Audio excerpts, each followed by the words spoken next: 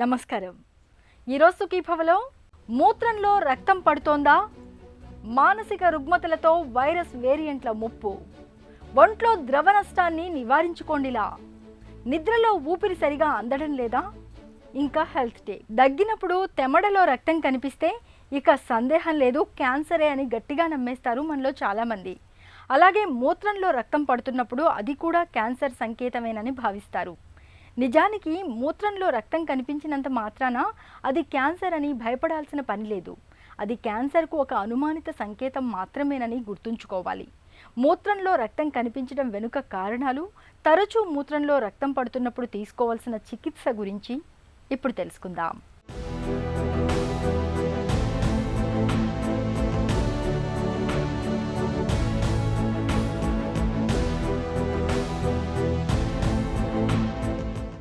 దగ్గినప్పుడు రక్తం పడితే సందేహం లేదని టీబీ బారిన పడ్డామని అనుకుంటారు చాలామంది. అలాగే మూత్రంలో కానీ మలంలో కానీ ఏ కొంచెం రక్తపు జీరలు కనిపించినా మనసులో క్యాన్సర్ అనుమానం మొదలైపోతుంది. క్యాన్సర్ బారిన పడ్డామేమో అన్న ఆందోళన మనసును స్థిమితంగా ఉండనివ్వదు. నిజానికి ఇలాంటి సందర్భాలన్నీ కాస్తంత సీరియస్గా తీసుకోవాల్సినవే. అయితే రక్తం కనిపించగానే క్యాన్సర్ అని నిర్ధారణకు వచ్చేయకూడదు. ఉదాహరణకు మూత్రంలో రక్తం పడ్డం వెనక చాలా కారణాలే ఉంటాయి. మూత్రంలో ఒక్క చుక్క రక్తం కలిసినా అది మూత్రం అంతటితో కలవడం వల్ల ఎక్కువ రక్తం పోతోందన్న భ్రమ కలుగుతుంది, ఆందోళన పెరుగుతుంది. మూత్రంలో రక్తం కనిపించడాన్ని వైద్య పరిభాషలో హెమచ్యూరియా అని పిలుస్తారు డాక్టర్లు. మూత్రంలో రక్తం పడడం అనేది ఒక చాలా సాధారణంగా మనం చూస్తూ ఉంటాం. దానికి రకరకాల కారణాల్లో ముఖ్యంగా కామన్గా మనం చూసే కారణం కిడ్నీలో రాళ్ళు ఉండే వాళ్ళకి కిడ్నీ రాయి జారి పైపులు ఇరుక్కున్నప్పుడు అప్పుడు మూత్రంలో రక్తం రావడం జరుగుతుంటుంది. రెండో కారణం ఇన్ఫెక్షన్, మూత్రంలో ఇన్ఫెక్షన్ వచ్చినప్పుడు కూడా మంట, రక్తం కూడా రావచ్చు. మూడో కారణం కిడ్నీ యొక్క రాయి వచ్చి బ్లాడర్లో వచ్చి ఇరుక్కుంది, బ్లాడర్లో రాయి తయారైంది, దానివల్ల కూడా మూత్రంలో రక్తం రావచ్చు. ప్రాస్టేట్ గ్రంథి కొందరికి జెంట్స్కి ఉంటుంది, జెంట్స్లో వాపు వస్తుంది.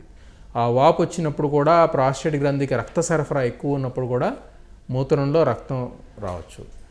ముఖ్యమైన కారణం, కానీ అంత సాధారణంగా చూసే కారణం కాదు, అది ఈ కిడ్నీ నుంచి బ్లాడర్ దాకా ఎక్కడగాన ట్యూమర్ కనుక ఫామ్ అయితే దానివల్ల కూడా మూత్రంలో రక్తం మనం చూడవచ్చు.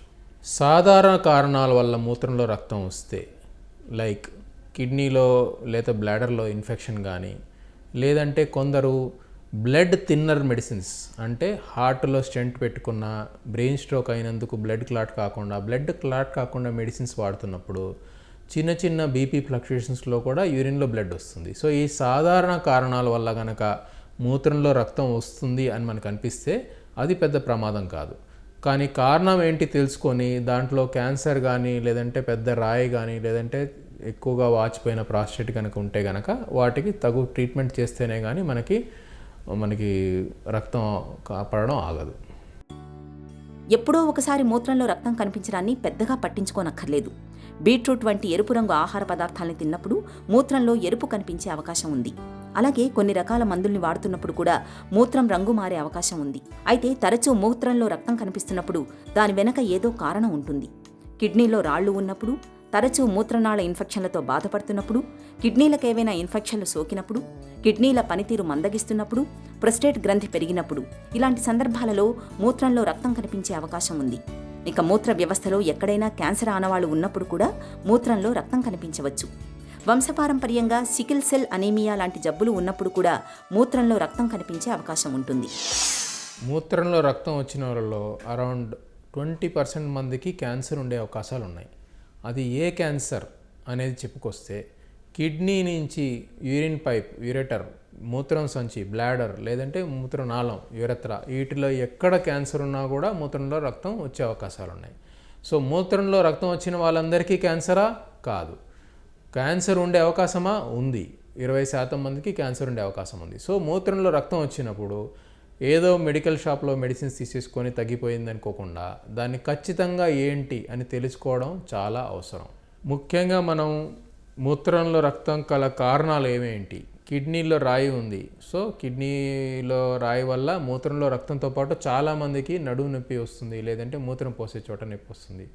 ఇన్ఫెక్షన్ ఉంది అంటే మూత్రం మంటగా రావచ్చు. సో లేదంటే కిడ్నీ యొక్క ట్యూమర్ కానీ బ్లాడర్లో ట్యూమర్ ఉంది, సో వీటి వల్ల కూడా రక్తం రావచ్చు. సో వీటన్నిటినీ సమగ్రంగా చూడాలంటే ఫస్ట్ బేసిక్ టెస్ట్లో యూరిన్ టెస్ట్ ఒకటి. యూరిన్లో రక్తం ఎటువంటి రక్తం ఎలా వస్తుంది, బ్లడ్ సెల్స్ ఉన్నాయా, ఇన్ఫెక్షన్ కూడా ఉందా, సైటాలజీ ఆఫ్ యూరిన్ కూడా చేస్తాం. దాంట్లో ఏమన్నా రక్తంలో మ్యాలిగ్నెంట్ సెల్స్ యొక్క కణాలు ఏమన్నా వెళ్తున్నాయి, యూరిన్ సైటాలజీ. యూరిన్లో కల్చర్ అంటే యూరిన్లో ఇన్ఫెక్షన్ ఉంటే బ్యాక్టీరియా గ్రో అవుతున్నాయా, లేదంటే మనకి అల్ట్రాసౌండ్ స్కానింగ్, దాంట్లో కిడ్నీలో రాళ్ళు ఉన్నాయా, కిడ్నీలో వాపు ఉందా, కిడ్నీలో ట్యూమర్ ఉందా, పైప్లో కానీ బ్లాడర్లో కానీ రాయి కానీ వాపు కానీ ట్యూమర్ కానీ ఉందా, ఇది అల్ట్రాసౌండ్ స్కానింగ్లో మన బేసిక్ స్క్రీనింగ్ అయిపోతుంది. ఇంకా బ్లడ్ టెస్ట్లు, బ్లడ్లో ఏమన్నా క్లాటింగ్ ఫ్యాక్టర్ ప్రాబ్లం ఉందా, కిడ్నీ ఫంక్షన్ ఎట్లా ఉంది, ఇన్ఫెక్షన్ ఉందా, డబ్ల్యూబీసీ కౌంట్ ఎక్కువైందా, ఇవి బేసిక్ ఎవాల్యుయేషన్ కింద వస్తాయి. వీటిల్లో ఒకవేళ డౌట్ ఉంది, సరిగా కన్ఫర్మేషన్ కాలేదు అనే సిట్యుయేషన్లో అప్పుడు మనం సిటీ స్కాన్ కానీ దాంట్లో మనకి ఇంకా డీటెయిల్డ్గా మన కిడ్నీ, బ్లాడర్ ఇవన్నీ. కొన్ని సిట్యుయేషన్స్లో ఎంఆర్ఐ స్కాన్, బ్లాడర్లో ఏదైనా డౌట్ ఉంది ట్యూమర్ ఉన్నట్టు, అప్పుడు సిటీ స్కాన్ కానీ ఎంఆర్ఐ కానీ ఇది. లేదంటే కొన్నిసార్లు మత్తు ఇచ్చి సిస్టోస్కోపీ, బ్లాడర్లో ఒక స్కోప్ పెట్టి మనం లోపల ఏమన్నా ప్రాబ్లం ఉందా అనే టెస్ట్ కూడా మనం చేసే అవసరం పడవచ్చు. మూత్రంలో రక్తం కనిపిస్తున్నప్పుడు ఎవరికైనా ఆందోళన కలుగుతుంది. కొద్దిపాటి రక్తమే స్రవిస్తున్నప్పటికీ అది మూత్రం అంతటితోనూ కలవడం వల్ల రక్తం ఎక్కువగా పోతున్నట్లుగా ఉంటుంది. ఇలాంటప్పుడు మూత్ర వ్యవస్థను ఆమూలాగ్రం పరిశీలించాల్సి ఉంటుంది. మూత్ర మార్గాన్ని పరీక్షించడానికి ఇటీవలి కాలంలో చాలా రకాలైన పద్ధతులు అందుబాటులోకి వచ్చాయి. ఉదాహరణకు మహిళల్లో మూత్రం రక్తంతో కలిసిపోయి కనిపిస్తున్నప్పుడు గర్భాశయ ద్వారం నుంచి సర్వైకల్ స్మియర్ను సేకరించి క్యాన్సర్ కోసం పరీక్షిస్తారు. అలాగే మత్తుమందు ఇచ్చి సిస్టోస్కోప్ సాయంతో మూత్రకోశపు లోపలి భాగాన్ని చూడవచ్చు. అంతేకాకుండా అల్ట్రాసౌండ్ స్కాన్ను ఉపయోగించి మూత్రపిండాలలో సమస్యలను వెలుపలి నుంచే తెలుసుకోవచ్చు. ఇంత చేసినప్పటికీ సమస్య ఎక్కడ ఉందో తెలియనట్లయితే ఇంట్రావీనస్ పైలోగ్రామ్, క్యాట్ స్కాన్ పరీక్షలు చేయడం ద్వారా మూత్రంలో రక్తం ఎక్కడి నుంచి వస్తుందో తెలుసుకోవచ్చు. కారణం ఏందనే దాన్ని బట్టి మనకి చికిత్స. ఒకవేళ కిడ్నీలో రాయి ఉంది, చిన్న రాయి మెడిసిన్స్తో కరిగిపోతుంది, లేదంటే మెడిసిన్స్తో పుష్ ఆఫ్ అయిపోతుంది, అలాంటప్పుడు మెడికల్ ట్రయల్. ఇన్ఫెక్షన్ ఉంది, వేరే ప్రాబ్లమ్స్ లేవు, ఇన్ఫెక్షన్ ఎందుకు వచ్చింది అని ఒక ఇవాల్యుయేషన్ చేసుకొని దానికి యాంటీబయాటిక్స్ ఇవ్వడం వల్ల తగ్గిపోతుంది. బ్లాడర్లో రాయి ఉంది, చిన్న రాయి ఉంది, మెడిసిన్స్తో కానీ ప్రొసీజర్ కానీ ఎండోస్కోపిక్ ప్రొసీజర్ కానీ. ప్రాస్టేట్ గ్రంథి వాచి ఉంది, దానివల్ల మూత్రంలో బ్లడ్ వస్తుంది, మెడిసిన్స్ ఉంటాయి, కొందరికి సర్జరీ అవసరం. కిడ్నీలో కానీ పైప్లో కానీ బ్లాడర్లో కానీ ట్యూమర్ ఉంది, అలాంటప్పుడు దాని ట్యూమర్ని మనం ఎండోస్కోపీ మెథడ్తో ప్రయత్నించి దాంతో క్లియర్ అవ్వకపోతే ఓపెన్ మెథడ్ కానీ లాప్రోస్కోపీ కానీ రోబోటిక్ మెథడ్తో కానీ ఆ ట్యూమర్ని తీసే అవసరం ట్యూమర్ అయితే మనం చేస్తాం. సో ఏ కారణం బట్టి ఆ ట్రీట్మెంట్ ఉంటుంది. ఇది ఒక సిమ్టమ్, బ్లడ్ ఇన్ యూరిన్ అనేది ఒక సిమ్టమ్. సో సిమ్టమ్ యొక్క వెనకాల ఏ కారణం ఉందో దాని ట్రీట్మెంట్ ఆ విధంగా ఉంటుంది. మూత్రంలో మంట వచ్చిందనుకోండి, మీరు ఎక్కడన్నా దగ్గరుండే హాస్పిటల్ కానీ మెడికల్ షాప్లో కానీ చాలామంది మెడిసిన్స్ ఇస్తా తీసుకుంటారు. సో అక్కడ మనకి భయపడాల్సిన పెద్ద ఎక్కువ ఉండదు. మూత్రంలో మంట కాకుండా బ్లడ్ వస్తే మాత్రం ఖచ్చితంగా మూత్రకోశ సంబంధించిన డాక్టర్, యూరాలజిస్ట్ ఖచ్చితంగా కలవాలి. ఎందుకంటే ఈ కారణాల వెనుక, ఈ బ్లడ్ వెనుక ఏ కారణాలు ఉన్నాయో తెలుసుకోకుండా జస్ట్ మెడిసిన్స్తో మనం ట్రీట్ చేసి టెంపరీగా దాన్ని కవరప్ చేసేసి రేపొద్దున అది ఒకవేళ క్యాన్సర్ అని 20% మందికే క్యాన్సర్ అని బయటపడితే మనం ట్రీట్మెంట్ డిలే చేసినట్టు అవుతుంది. సో ఖచ్చితంగా మూత్రంలో బ్లడ్ ఉందనుకుంటే ఒక యూరాలజిస్ట్ ఖచ్చితంగా ఆ మనిషిని చెక్ చేసి అవసరమైన టెస్టులు చేయించుకొని నిర్ధారణ చేసుకోవడం చాలా అవసరం. మూత్రంలో రక్తం పోవడం అనేది క్యాన్సర్ కావచ్చు, కాకపోవచ్చు. అయితే సమస్యను నిర్లక్ష్యం చేయకుండా సకాలంలో తగిన పరీక్షలు చేయించుకోవాలి. క్యాన్సర్ అయితే దాన్ని తొలి దశలోనే పసిగట్టడం ద్వారా చాలా వరకు క్యాన్సర్ ఆనవాళ్లను తుడిచిపెట్టేయొచ్చు. ఇక కిడ్నీలో రాళ్ళు, ఇతరత్ర ఇన్ఫెక్షన్ల మూలంగా రక్తం పడుతున్నప్పుడు వాటికి చికిత్స తీసుకుంటే సరిపోతుంది. వేసవి అనగానే ముందుగా మనకు డీహైడ్రేషనే గుర్తుకొస్తుంది. నిజమే, తీవ్రమైన ఎండల ధాటికి ఒంట్లోని నీరు, లవణాలన్నీ చెమట రూపంలో ధారాళంగా బయటకు వెళ్ళిపోతూ ఉంటాయి. దీంతో ఒళ్ళంతా ఒకటే నీరసం ఆవహించేస్తూ ఉంటుంది. మరి ఇలాంటప్పుడు ఏం చేయాలి? ఒంట్లో ద్రవ నష్టాన్ని ఎలా నివారించుకోవాలి? డీహైడ్రేషన్ను నివారించుకునేందుకు వేసవి కాలంలో ఏం చేయాలో, ఎలాంటి జాగ్రత్తలు తీసుకోవాలో ఇప్పుడు తెలుసుకుందాం.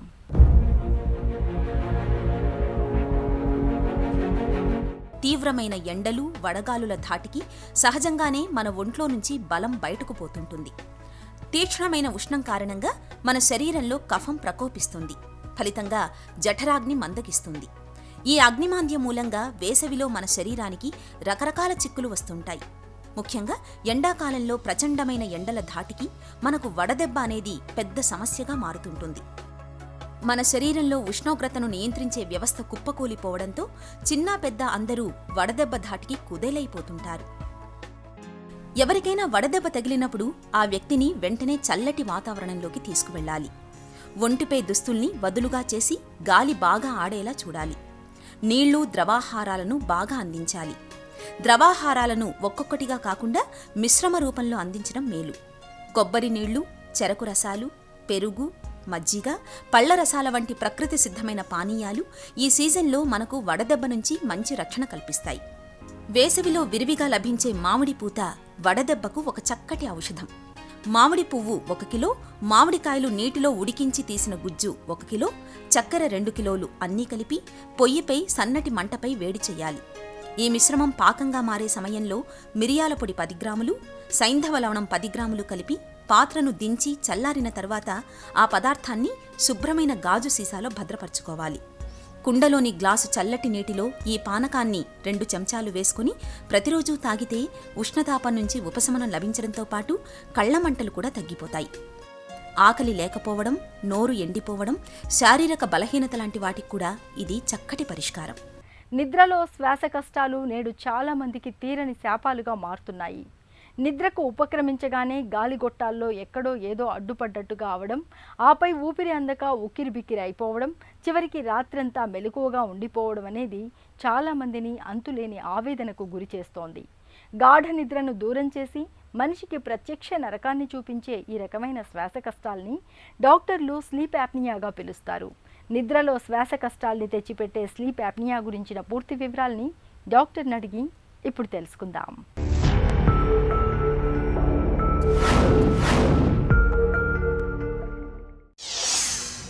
స్లీప్ ఆప్నియా అంటే ఏంటి?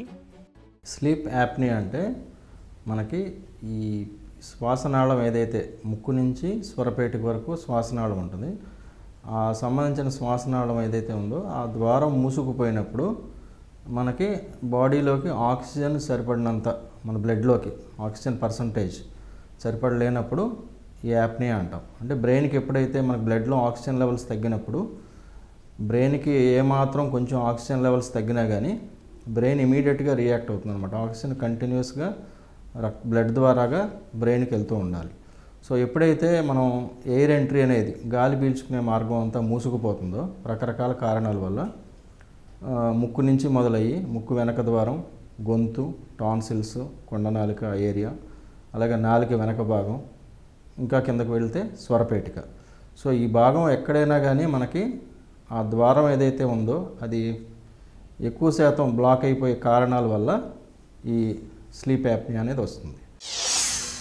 గురకకు స్లీప్ ఆప్నియాకు సంబంధం ఉందా?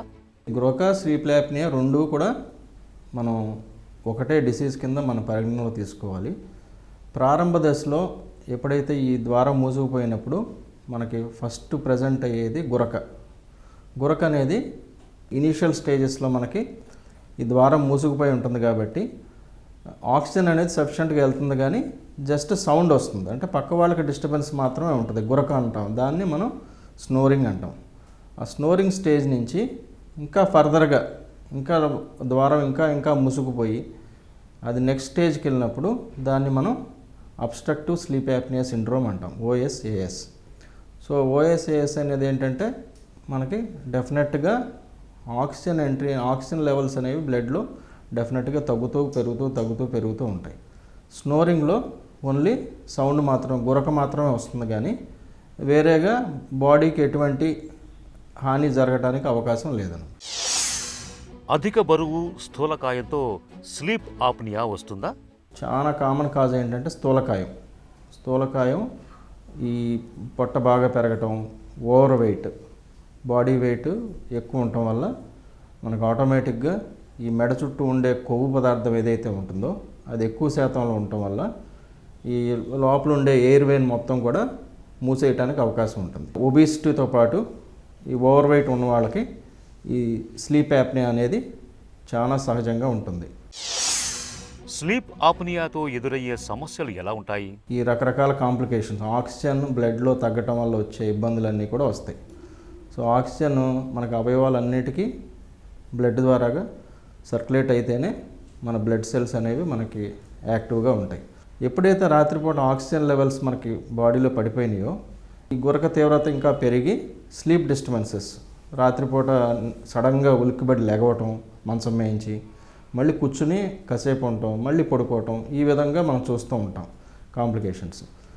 ఈ విధంగా ఆన్ అండ్ ఆఫ్ అవటం వల్ల ఈ బ్రెయిన్ యాక్టివిటీ కూడా తగ్గిపోయి ఉదయం పూట నిద్రపోతూ ఉంటారు. ముఖ్యంగా మనం గమనించినప్పుడు పేషెంట్స్ రాత్రిపూట ఏమో పెద్దగా లెగుస్తూ ఉంటారు, ఉదయం పూట ఏమో కుర్చీలో కూర్చొని నిద్రపోతూ ఉంటారు. ఇది characteristic feature of obstructive sleep apnea. Sleep ఆప్నియాను ప్రాణాంతకంగా భావించవచ్చా? ఈ ప్రాణాంతకమైనదే. ప్రాణాంతకం అంటే ఈ కాంప్లికేషన్స్ కూడా దాని తీవ్రంగానే మనం పరిగణలోకి తీసుకోవాలి. అంటే ఎక్కువ కాలం ఈ అబ్స్ట్రక్టివ్ స్లీప్ యాప్నియాతో బాధపడే పేషెంట్స్ అందరూ కూడా ఈ నిద్రలేమికి సంబంధించిన సమస్యలు, అలాగే గుండె వ్యాధులు, హార్ట్ అటాక్స్ రావడానికి, బ్రెయిన్ స్ట్రోక్స్ అంటే మెదడుకి సంబంధించి ఈ పక్షవాతం రావటం, అలాగే బ్లడ్ ప్రెషర్ కూడా ఎక్కువ, హై బీపీ రావటం, ఇవన్నీ ఉండటం వల్ల ఈ ముఖ్యంగా షుగర్ ఉన్న పేషెంట్స్, డయాబెటీస్తో సఫర్ అయ్యే పేషెంట్స్కి నేచురల్గానే వాళ్ళకి కొన్ని రకాల కాంప్లికేషన్స్ ఉంటాయి. కాబట్టి ఈ diabetes, other conditions like kidney function problem ఉన్న వాళ్ళకి కనుక ఈ స్లీప్ యాప్నియా కూడా తోడైతే మాత్రం డెఫినెట్గా అది ప్రాణాంతకం అని చెప్పుకోవచ్చు. స్లీప్ ఆప్నియా నిర్ధారణ, చికిత్స ఎలా ఉంటుంది? కొన్ని రకాల పరీక్షల ద్వారాగా మనం ముందుగా కంప్లీట్గా దాన్ని ఏ స్టేజ్లో ఉందనేది కూడా మనం నిర్ధారించుకోవచ్చు. ముఖ్యమైన పరీక్ష ఏంటంటే స్లీప్ స్టడీ అంటాం. స్లీప్ స్టడీ అంటే ఒక ఓవర్ నైట్, రాత్రిపూట ఆల్మోస్ట్ 10 గంటల నుంచి 12 గంటల వ్యవధిలో మన బాడీలో ఆర్గాన్స్ ఎట్లా పనిచేస్తున్నాయి, ఆక్సిజన్ లెవెల్స్ మనకి బ్లడ్లో ఎంత శాతం ఉంది అనేది నిర్ధారించుకోవడానికి ఈ స్లీప్ స్టడీ అనేది చేస్తాం. సిటీ స్కాన్, ముక్కు, సైనసెస్, అలాగే గొంతుకు సంబంధించిన స్కాన్. ఆ స్కాన్ ద్వారా మనం 3 డైమెన్షనల్ వ్యూలో మనం అంటే ఎక్కడ మేజర్గా బ్లాక్ అవుతుంది, ముక్కులో బ్లాక్ అవుతుందా, ముక్కు వెనక ద్వారం దగ్గర అబ్స్ట్రక్షన్ ఎక్కువ ఉందా, దాన్ని బట్టి కూడా మనం స్లీప్ యాప్నియాని మనం ఇన్వెస్టిగేషన్స్ చేయడానికి అవకాశం ఉంటుంది. తీవ్రతను బట్టి ఇనీషియల్గా మనం యూజువల్గా రాత్రిపూట పడుకున్నప్పుడు మాత్రం బాగా ఈ స్లీప్ యాప్నియా వల్ల వచ్చే ఇబ్బందులు ఉంటాయి. కాబట్టి స్లీప్ యాప్నియా తీవ్రత ఎక్కువ ఉన్న వాళ్ళకి ఇనీషియల్గా ఈ స్లీప్ మనకి బైపాప్ మిషన్ అనేది మనం సజెస్ట్ చేస్తాం. రెండవది వచ్చేపాటికి సర్జికల్ ట్రీట్మెంట్, అంటే శస్త్రచికిత్స ద్వారాగా కూడా మనం స్లీప్ యాప్నియాని కంట్రోల్ చేయొచ్చు.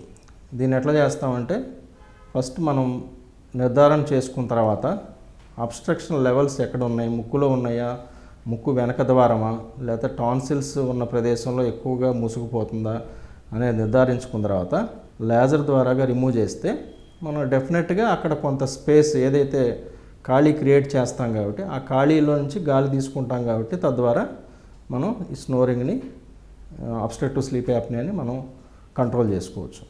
అలాగే ముక్కుకు సంబంధించిన ట్రీట్మెంట్ కూడా, ముక్కులో ద్వారం కూడా మూసుకుపోవడం వల్ల ఇది కూడా ఉంటే కనుక కారణం, దానికి ఎండోస్కోపీ ద్వారా మనం ఈ లేజర్ ద్వారాగా ముక్కులో ఉండే కండల్ని రెడ్యూస్ చేస్తాం, సైజ్ తగ్గిస్తాం. సైజ్ తగ్గించినప్పుడు ఆటోమేటిక్గా ముక్కుకి వెళ్ళే శ్వాసనాళం కూడా ఫ్రీ అవుతుంది. స్లీప్ ఆప్నియా బాధితులు జీవనశైలిలో తీసుకోవాల్సిన జాగ్రత్తలేంటి? మనం తీసుకునే ఆహారం సమతుల్యమైన ఆహారం ఉండాలి, అదేవిధంగా కొవ్వు శాతం తక్కువ ఉండాలి, వాటర్ కంటెంట్, ఫ్రూట్స్ లాంటివి ఎక్కువ తీసుకుని రెగ్యులర్గా రోజుకు 1 గంట సేపు వ్యాయామం చేయటం, ఇట్లాంటివన్నీ చేసుకుని మన హైట్కి తగ్గట్టుగా బరువుని, బాడీ వెయిట్ని పెరగకుండా చూసుకోవటం అనేది ముఖ్యం. ఇంకా మిగతా కారణాలు ఏంటంటే ముక్కులో ఉండే కండలు ఏదైతే ఉంటాయో పాలిప్స్ లాంటివి, అవి కూడా అడ్డుపడే కారణాలు ఉంటాయి. ఒకవేళ అట్లాంటి కారణాల వల్ల మనకి స్నోరింగ్ కొంత తగ్గడానికి అవకాశం ఉంటే అవి కూడా మనం ఈఎన్టీ డాక్టర్స్ చూపించుకొని మనం దాన్ని కూడా ట్రీట్మెంట్ తీసుకోవచ్చు. నిద్రలో తరచూ ఊపిరి సరిగా అందక ఉక్కిరిబిక్కిరి అవుతున్నప్పుడు ఆలస్యం చేయకుండా వెంటనే డాక్టర్ని సంప్రదించాలి.